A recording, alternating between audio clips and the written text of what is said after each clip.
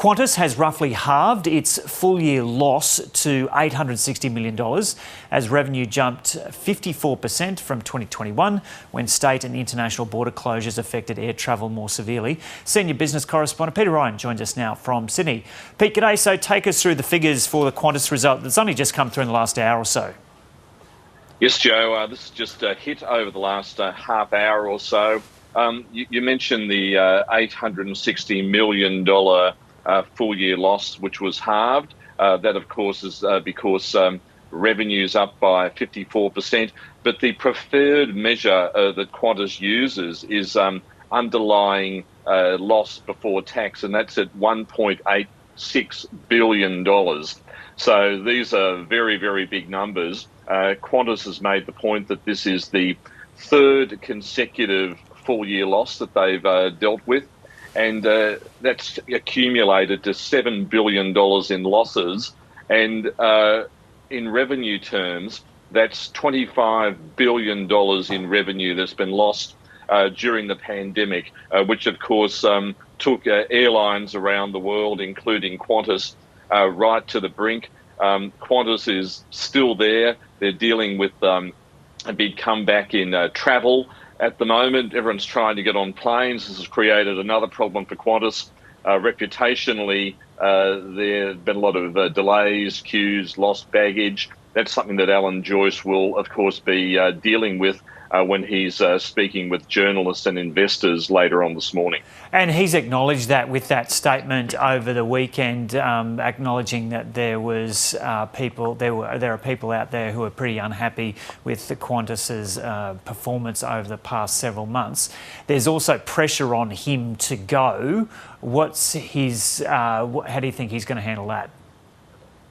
Well, firstly, Alan Joyce gets that question. He's probably had it every year from me since 2008 when he got the job. How long are you going to last? When are you going to go? Well, Alan Joyce got Qantas through the global financial crisis that he inherited just after he started.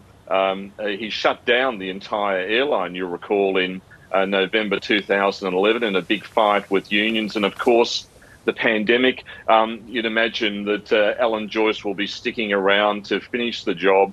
He's now the longest serving ASX-listed chief executive, or one of them.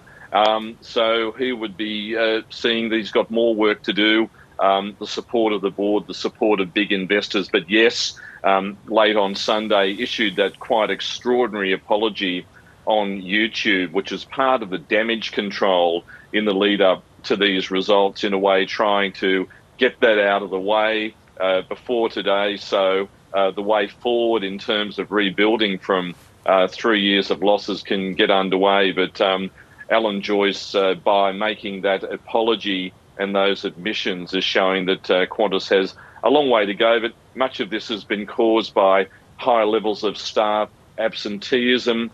At one point, there were 300 pilots, Qantas pilots, calling in sick every day. And Qantas is using that as the main reason for these disruptions, rather than that decision to outsource or make redundant almost 2,000 staff.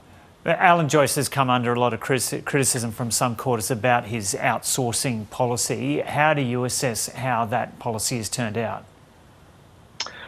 Well, it depends the way you look at it. The Transport Workers Union, which continues to be in a major death struggle with Qantas, says that the chickens are coming home to roost, that by outsourcing those workers or making those staff redundant at the height of the pandemic, those workers have simply got other jobs now. They work at Coles or Woolworths or BWS or Bunnings, and they have low morale. They've been hurt by what's gone on at Qantas. Now, of course, Qantas takes the view that it is all about that staff absenteeism. There's no direct link there, but certainly this matter is now going before the High Court as to whether or not Qantas was acting lawfully in outsourcing or letting those staff go. Okay, Peter Ryan reporting there from Sydney.